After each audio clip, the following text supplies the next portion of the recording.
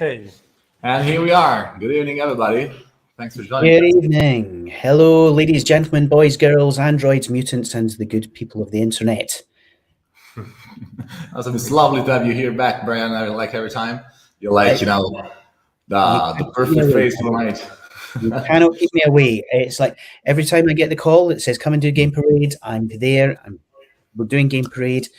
It's the Spring 2022 Game Parade. And I think it's fair to say this has been something of a high watermark for the whole event. Yeah? Yeah. Yeah, it's the fifth edition, I think. So we are just turning the corner, so to say, and we'll be glad to be here again for over and over. And let me introduce to you Jacopo, that you have never met before. hello. We Yeah. left time to discover him in minutes. Yeah, nice to meet you. And just to remember everybody, this is the Game Parade. It's the official Game Jobs Live Game Jam. It's hosted by Colin McDonald, that's not here tonight, and is sorry, but he prepared everything and he's doing an amazing job, both with live events that now are running in person, that it's awesome, and all the other things that you can discover on our Discord server that I'm pushing in a second. And what else? I mean, I've seen a lot of fantastic games and a lot of diversity for this edition. I really thrived. I've played them all because I had some time to spend on them, and I've been really intrigued by them. This is why you're here, Gemma. Just one of the big things, one of the most important things about having you on the team is the fact that you go and play everything. You make sure that you spend time, you understand the game, how it can, how it ties into this sort of the high level theme, and how the team are working together. So it's incredibly valuable because one of the things that the primary things about the game jam is the games themselves. It's even a month is not a long space of time to go and create a game and have something working that you're happy to go out and be judged on. So it's a huge challenge, and the fact that you're there every step of the way and you've done this 5 times now, I think speaks volumes. And don't listen to any of the lies. Colin McDonald is a multi-billionaire and is currently orbiting the Earth. Yeah, he's escaping the chaos and carnage here on planet Earth, but he does send us his best wishes from the outer edge of the inky blackness. Absolutely, it's awesome. And let's remember to get all the theme for this game jam, that was every life counts. And it's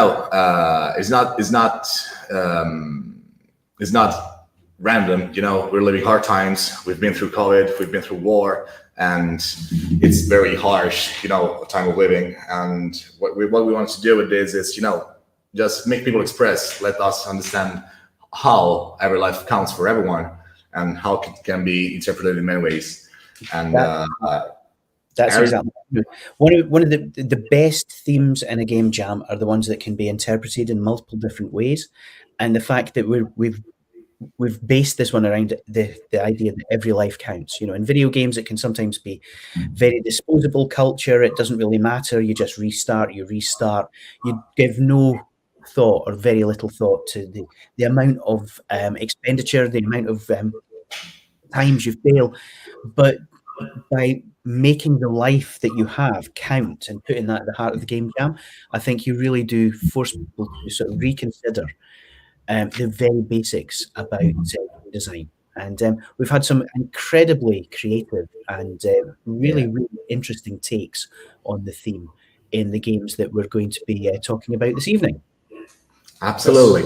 So this guy just beside me, that's actually a game designer, just Samina Ticket, that started not, but it's been a participant of, I can't remember which edition.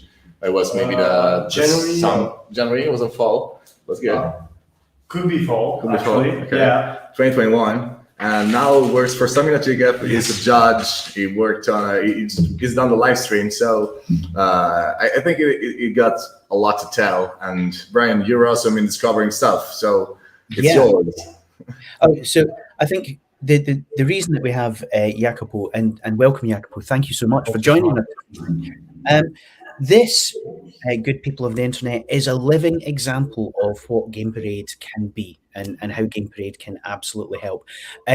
Jacopo took part as a participant in one of the earlier game jams, and he has now been hired by our lovely sponsor this evening, Storm in the Teacup.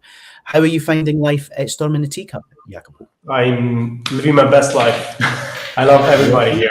It's like something amazing. That's easy to say when your producer just beside you. You know, No, I have a knife, he can just be on the table. I'll say that to my mom as well.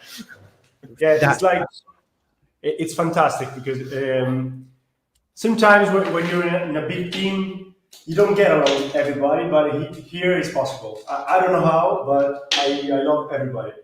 This is the first time I say this, but that's the truth. That's wonderful. So what's your role at the company? What is it that you do? Yeah, I'm a game designer. I'm actually working on the systems of the game and on the gameplay. Mostly. Super. Are you allowed to tell us which game? Yeah, it's No way. That's time to time. yeah. You know. A good game. An awesome Yeah, it's one. a good game. It's a good game. That's fine. It's we it's just between you and I, Jan Marco, and the whole of the internet. So that's probably wise to keep it under your hat. So you have been a judge in this edition of Game Parade. Yes. So how have you found the process coming at it from the other end? It was funny because I had to play all the games and I had to judge them. I've been there. I've been a participant. I know how it feels to get judged live and people playing your games. But it's just like a part of what makes you a game creator in the end. It's just like absorbing everything that you get, all the feedback you get, and make the most of it every fucking time. Can I say fucking? I don't know. Can we say fucking? No, I'm sorry. I'm sure. I'm we could avoid it. Yeah, I will. What's wrong with that? We're a family friendly game. Okay. I'm sorry.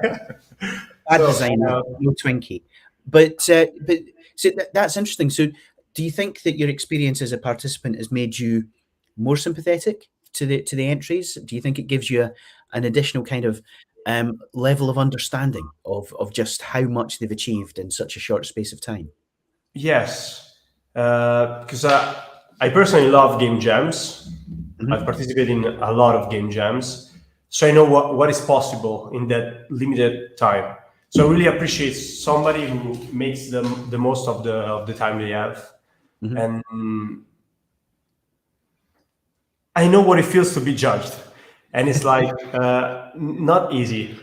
Yeah, it's games industry is not famously sympathetic when it comes to passing judgment on other people's games and other people's content. But I think one of the reasons that I keep coming back to the Game Parade, and one of the reasons that I think so many people enter Game Parade, is the fact that the judges are drawn from industry.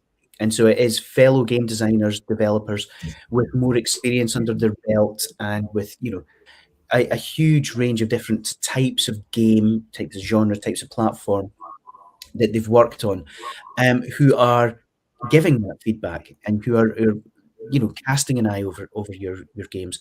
And the whole goal is to showcase your talent to the industry and help you get that foot in the door, that break, which will get you into your first role as a game designer, game developer, or whatever it is your heart desires to become in the games industry.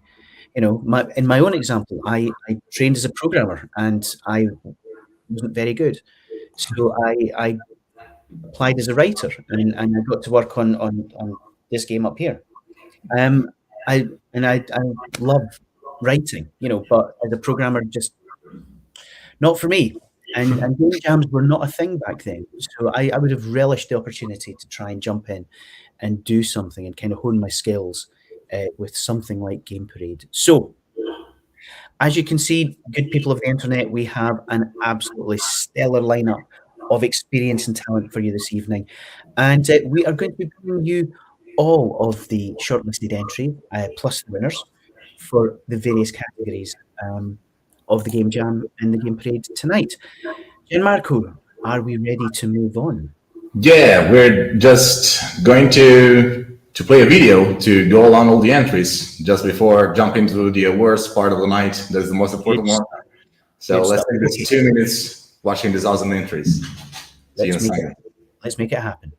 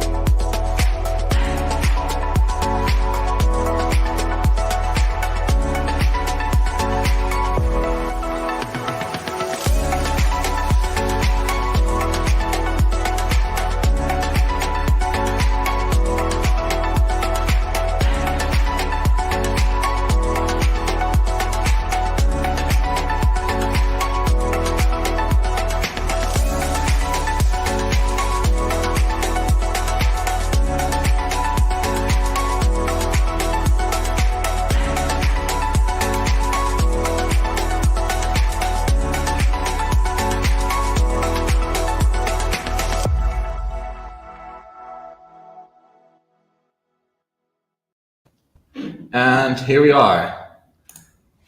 I've seen a lot of fantastic. It's nice to see them again. It's well, you guys played through them not just as part of the judging, but you streamed them live as well. And one of the things I always love is the diversity of entries and seeing how people have interpreted the theme, the different styles of game, the different sort of art styles, and the genres.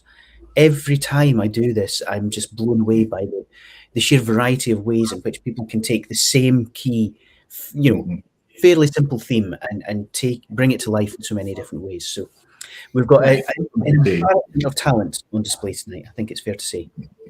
Yeah, it's wonderful to see. That's no entry similar to any other one. You can have 50 or 200 entries, and they're all so different in the approach, in the gameplay, in story, in the graphics. It's mad. It's crazy. I mean, they all starting from the same seed, and they just branch around, exploring like everything possible. I can say, it's fantastic. It's fantastic, and it's one of the reasons that I love games so very much is that give three people the same basic concept, very, very different ideas. But anyway, let's move on. Let's move into the main reason that everybody's here tonight, which is the awards themselves.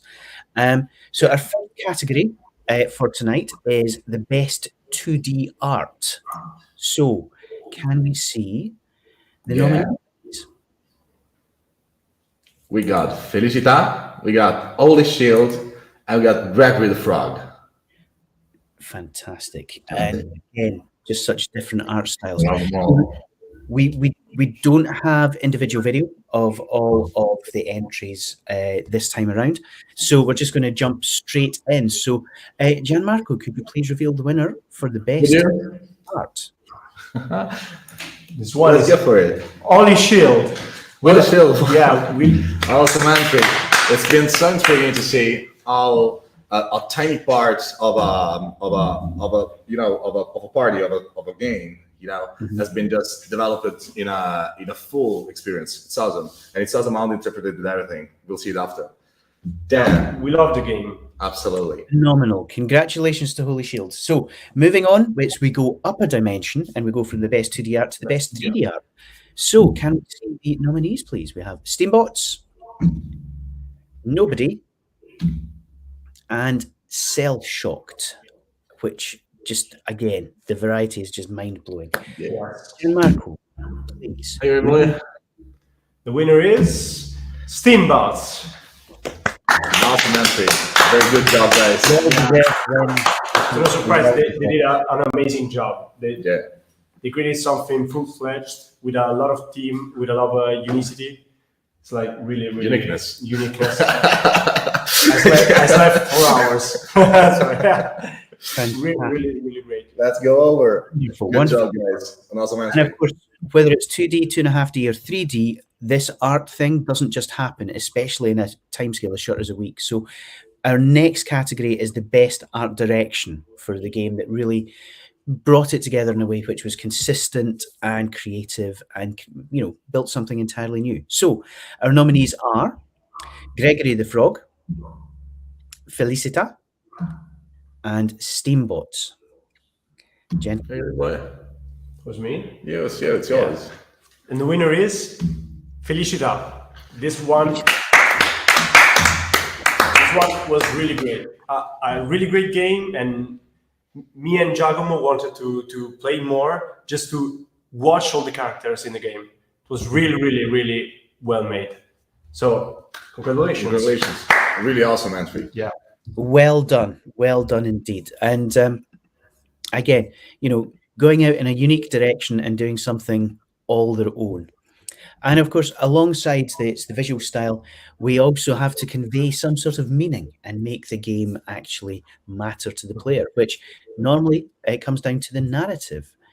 So moving on to our next category, which is best narrative, we have The Last Dodo, Critical Exposure, and Perish. And our winner of the best narrative category is...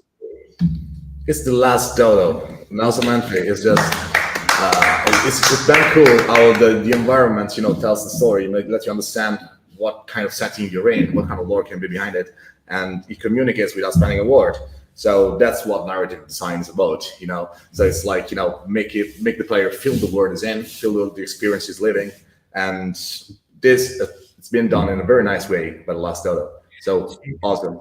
It's so impressive because everyone thinks narrative design and narrative direction means more words, and you're absolutely right. It's not. You should be pulling out every single word, every piece of text that you can, and telling that story in a different way. Whether it's through, the environment design, whether it's through, character development. There's so many ways of telling a story without sort of forcing people to read actual words. And as a writer, I absolutely appreciate it. And The Last Dodo was a really fantastic example of a game that I think got it, if not perfectly, then at least very, very well. But congratulations, Last Dodo. So our next category is the best game design. And our entrants for this category are Star Patch, Steambots, and Gregory the Frog. You got this. You can get this one. So the winner here is Gregory the Frog. A really awesome entry. Gregory. Lovely how 2 buttons, 1 mechanic make it so fun. So that's what Elegance is all about, It's awesome. It works as well. Well, this is it. It's like simplicity is not a measure of quality. You can have a really, really simple, beautiful, hyper casual game that is still a massive amount of fun to play. You don't have to throw the kitchen sink at a game in order to sort of feel that you're getting your money's worth. So it's always lovely to see something that can be both simple and elegant and still a whole heap of fun. Absolutely. So congratulations, Gregory. It's well done, and we're loving the little red hat with the beanie. So moving swiftly onwards, we now come to the best level design, and our nominees are Steambots, Fabs, Box Life Matters, and Cursed Kitty. And I feel I have to say cursed because it's got a K. Yeah, it's hard. It's hard. Oh, yeah. So the winner is... Yeah, boy. It's Steambots once again. A very nice entry. Congratulations. Love the diversity and the way in which all the mechanics are being unrolled along the experience. Lovely, lovely, lovely game. Wonderful. Very wisely laid out. Yeah, they used all the mechanics really good, always clear. Yeah, really good example of what can you achieve in such a short amount of time. Wonderful stuff. Wonderful. And congratulations to the Steambots team. You clearly, did a lot of hard work over the last week. You nailed it. So, congratulations. Our next category is the best original audio, because it's not all about the way the game looks, but how it sounds as well. And our nominees for this category are Salvage, Gold Trigger, and our friend Gregory is back again with Gregory the Frog. So the winner here is Salvage. A very good job, guys. The sounds in this game are awesome. The musics are fantastic, and it's all being handmade. So congratulations for such a working week. That's fantastic. And again, audio can often be overlooked, especially in such a short time scale, but it conveys so much. You can do so much with audio in terms of your level design, your narrative design. It's an area that you just cannot afford to ignore. So it's always lovely to see a game that has really produced something so exceptional so quickly. But then moving again swiftly onwards, we now come to the best story category. And our nominees are Cristal, Felicita, Critical Exposure. Cheers, boy. And the winner is Critical Exposure. This one was congratulations. Very good. He's excited about this. He loved it. We loved it. It was really simple, but the narrative and the story were really incredible. You played as a employee, a doctor that has to go inside a nuclear power plant. But the fact is, they added all the names of all the doctors, all the lives you had. It was everybody had a name, its story, so you felt attached every time you died, and you also saw the corpse on the ground. So it was really, really amazing experience. Really loved it. Really, really powerful, and really using the theme in quite a different way. So congratulations, Critical Exposure. It was a well-deserved win. But again, it's not just about it's the look and the feel. It's how you navigate through. It's making your game as intuitive, accessible, and engaging as possible. So our next category recognizes that, because it's the best use of AI, UI. I beg your pardon. Not AI. That's a different category. UI, or user interface. So how you navigate. One receiving a week for AI. God damn it. That's a different game jam. And our nominees. Okay, so are you lost in one? Our nominees are Felicita, Cristal, and Holy Shield. Now the winner is Holy Shield. Congratulations, guys. It was such polished, tiny, not that much of color, also clear. Really good job. Awesome. It's a beautiful looking game, and it's such a pleasure to come across a game where it's so kind of intuitive, and it lends itself to exploration. So congratulations, Holy Shield. Good job. They're even from Italy, I think. So bravi ragazzi. I love it. There you go. High praise indeed. And again, our next category, we're back to the audio world, but rather than original audio, it's the best use of audio overall. And our nominees in this category are The Last Dodo, Star Patch, and Gold Trigger. Gentlemen, do you reveal everyone? The winner here is Gold Trigger. Such a nice use of audio. The feedback is perfect. And congratulations, guys. Every action corresponds to something that's satisfying to you. So that's what audio is meant to be used for. So great, really. Yeah, that's it. It's if you have audio, then use it. Absolutely make sure it's there for a reason, and make sure it ties into the rest of the game. Don't just have something that runs in the background and it starts and it stops. You can convey so much meaning. You can convey so much with audio. Celebrations, failure, everything. So it's always lovely to see a game that understands that and gets it right again in such a short space of time. So What makes the Game Jam even more remarkable is that so many people go through and actually create their own content solo, and they do it as an individual. And our next category is the best solo game dev. So an individual who came in and built everything from beginning to end in a week. It's no small feat, and you should recognize the achievement of everybody who's done it. So our nominees are Baby Day Delivery, Aerial Assist, and Crystal. And the winner here is Crystal. Yeah. A lot of experience, well balanced. We love the combat. Yeah, really incredible. So smooth, so responding, nice commands. Yeah, I didn't know it was made by a single person. Yeah, so a single boy did this. Very incredible. Good work. job. Very good job. It's a remarkable achievement. I mean, finishing any game as an individual is hard enough. Finishing a game in a week is just some of the most challenging work you'll ever undertake in games. And if you can do it, then yeah, you should absolutely be expecting developers and studios coming knocking on your door, because it is a major undertaking. So congratulations, Crystal. And our next category is something that's maybe a little harder to judge, which is the most fun, because it can be very subjective. It can be down to your own personal likes and dislikes, your own preference for genre. But our judges take this job seriously, and they went out and played every single one of the titles and decided which one they thought was the most fun. And our nominees are Gregory the Frog again, Grapple Robot, and Holy Shield.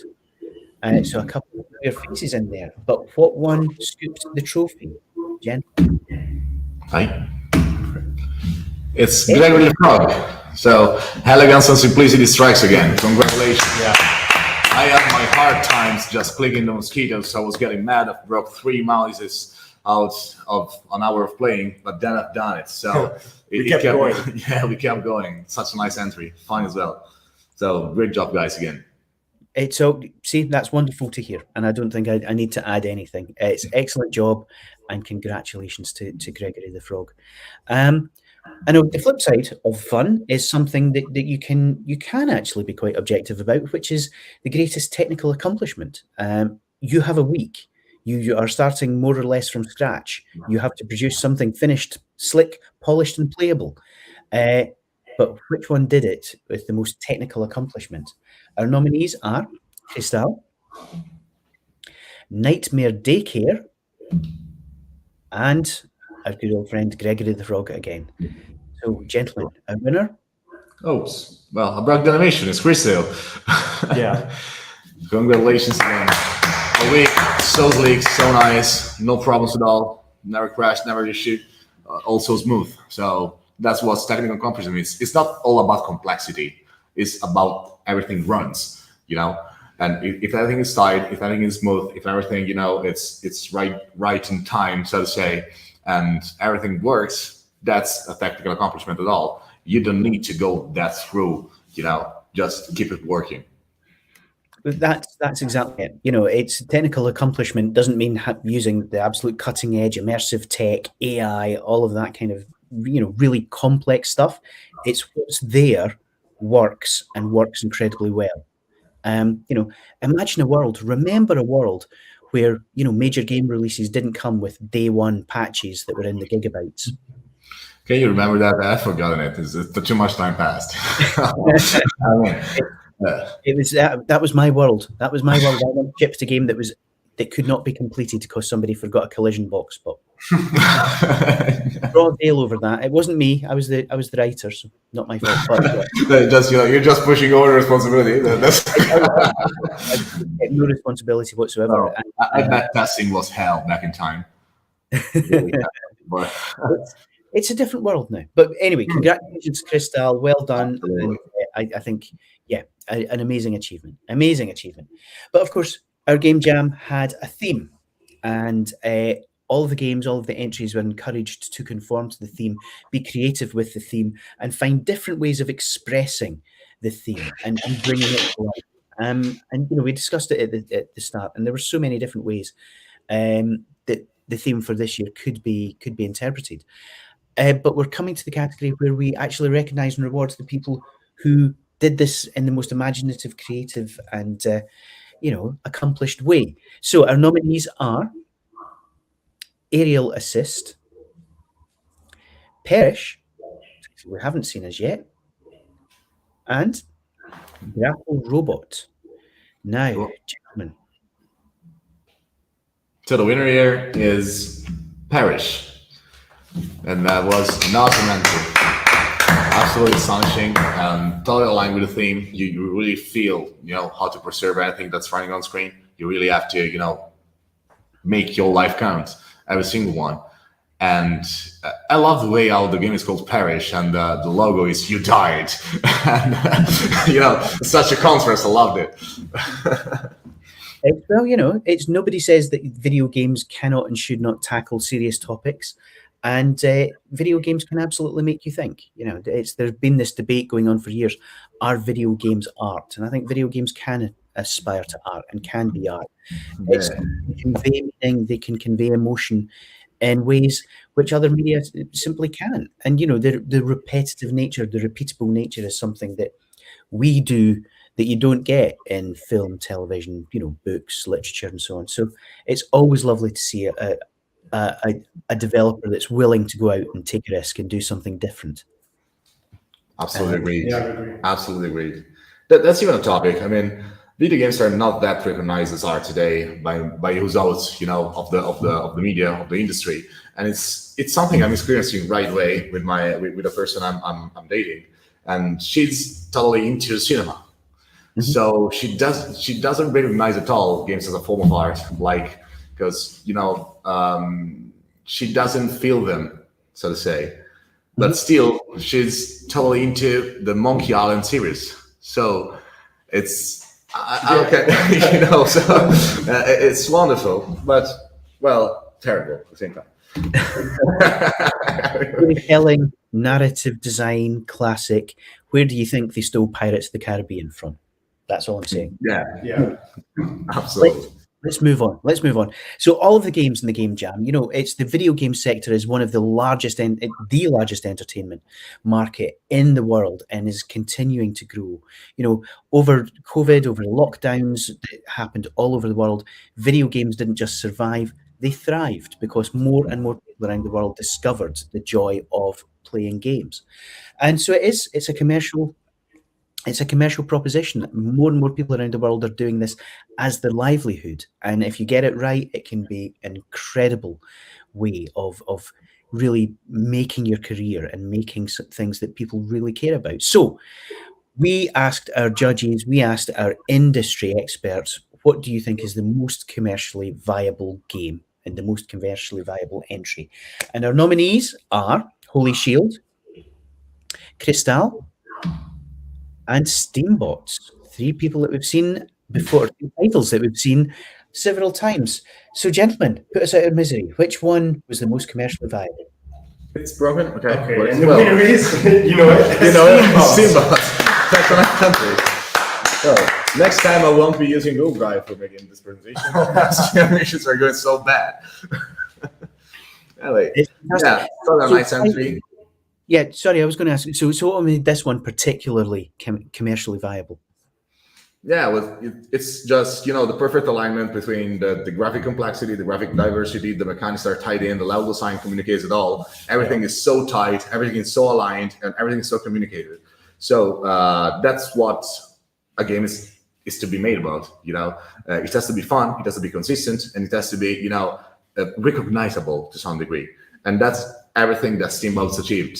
Better than the others, but not that more. I mean, we have a lot of good entries, and at least the 3 that have been nominated here have been totally, aligned with the thing. But what's going on the screen? I don't know. It's weird stuff is happening on my second screen here. But it's still really a good title. We'll push on through. We'll get through this together. So it's the most commercially viable game. Congratulations to the team at Steambots. Now we come to perhaps a slightly more unique category. it comes to the Game Parade, which is the best itch page, because it's no point in having the world's best game or the most commercially viable game if you slap it up on the internet with no care, no thought, no consideration, and no creativity. You have to be proud of your game. I say to developers, professional developers across the world, if you can't get excited about your game and convey that excitement, why should I care? And so this category is rewarding the team that had the best itch page, that put up something that would encourage and entice and really help people decide, yes, I want to play that. So our nominations are The Last Dodo, Star Patch, Gold Trigger. But our winner... The winner here is Star Patch. You know, you can feel the game by its page. It's awesome. And as you were saying, you know, the first point of contact with a game is its cover. It can be on a shelf, it can be on an internet page, and, you know, it's important to have something that's catchy and that's awesome, that works. Can you imagine, you know, the little game just behind you on a frame coming out just with a white frame like GTA on it and nothing more than it? Nobody would ever buy it. So absolutely good job, guys, in taking care of every part of your game. Wonderful. Congratulations, Star Patch, a well-deserved win. And then finally, we come to our last award of the evening, which is the Community Award for the best overall game. And now this is voted for by the developers themselves. Is that correct? Yeah. This is voted on itch. It's voted by all the participants, and we will be unlocking all the results in minutes, just right after the live stream. So the best game, so to say, voted by the developers is Steambots, and that's a great recognition. Good job, guys. Very good job. And here we are. There was the last one. We will be sending over all the feedbacks, all the awards, all the certificates and badges as soon as we can. We are not doing that in the next few days, maybe a week or 10 days. So please be patient. And they're coming. We're working on it. Okay. And that's all. Thank you, everybody. Thank you, Brian. Thank you, Jacopo. Thank you, all the participants. And awesome job from anyone. And please recognize that even if your game has not been even nominated, you had the chance to network, to know people, to get confronted with people, to play around with games, to play around with your own ideas, to play around with your skills. And all of this in one word is called growth. So take your chances, put them on your CV, or just share it. Keep working on them. If you think that your idea is commercially viable or there's something to be developed out of it, go for it. Ping us. Each of us is really eager to help, to get, I don't know, even for funding. I don't know. If you're that intrigued by your idea, you care about it, and you think you can be a thing, go for it. Don't wait. Don't waste a minute. You know, it's just a matter of hard work and passion. And you know, you've made it in a week. In a month, what can you do? What can you do in 3, in 6, or a year? So that's exactly it, Gianmarco. It's like whether you were a winner, whether you were a nominee, whether you were not, you have learned something, you have had an opportunity, and you took part. Your participation is valuable. Your experience, regardless of the outcome, is incredibly valuable. Shout about it, celebrate it, share it, and get your game out there. You know, put it in front of other people, get their feedback, iterate it, update it, improve it. If you're sitting in front of somebody who could employ you, who could offer you a job, and you can say, this is my game, okay, it didn't win, but I did this, this, and this, and the feedback was this, you are going to be set so far apart from the people who have got a slick portfolio, no real experience. So, you know, I don't care if you won, I don't care if you didn't win. It's like you participated, and that means a huge amount. So get it out there, you know, talk about it, share it. It will stand you in good stead, and it will help you with your career in the games industry. Absolutely. Yeah, I agree. So thanks all. We'll be announcing the next game parade because we are fun for self-paying. So we are just ready to announce the next one. We will be coming after it as soon as we can. I think it will be in summer. And thanks again to you, Brian. Thanks again to Jacopo. And more than everything else, thanks for Colin to make all of this real, to arrange all the structure, and for everything that he does with Game Jobs Live and the Game Parade and so on. So stay tuned, because there's a lot happening in the next few days. And thanks to all the participants, to our sponsor, Storming the Teacup, and last and not least, thanks to Gianmarco for making this all so slick and effortless and awesome. Thank you. Have a good night, guys, and keep in touch. See you soon. Thank you so much.